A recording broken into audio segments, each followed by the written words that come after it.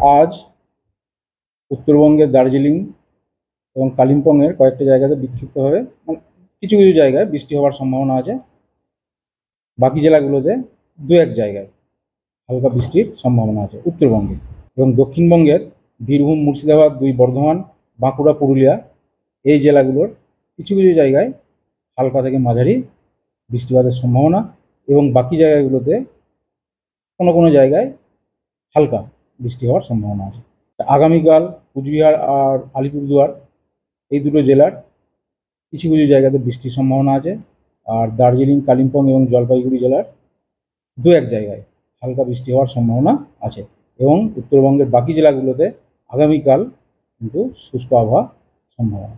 দক্ষিণবঙ্গের জেলাগুলির বিশেষ করে আপনার ঝাড়গ্রাম, মিদনাপুর, বাঁকুড়া, 24 পরগনা, কলকাতা, হাওড়া এইগুলোতে আগামীকাল দু এক জায়গায় হালকা বৃষ্টি হওয়ার সম্ভাবনা, আর বাকি জেলাগুলোতে শুষ্ক আবহাওয়া থাকার সম্ভাবনা আছে। 1 এপ্রিল উত্তরবঙ্গের দার্জিলিংয়ে আপনার হালকা দু এক জায়গায় হালকা বৃষ্টির সম্ভাবনা আছে, আর বাকি জেলাগুলোতে শুষ্ক আবহাওয়ার সম্ভাবনা। আর দক্ষিণবঙ্গের জেলাগুলিতে 1 তারিখ থেকে মোটামুটি ড্রাই ওয়েদার, শুষ্ক আবহাওয়া থাকবে। উত্তর এবং দক্ষিণবঙ্গের প্রায় সমস্ত জেলাগুলিতেই বজ্রবিদ্যুৎ সঙ্গে ঝোড়ো হাওয়া সম্ভাবনা আছে।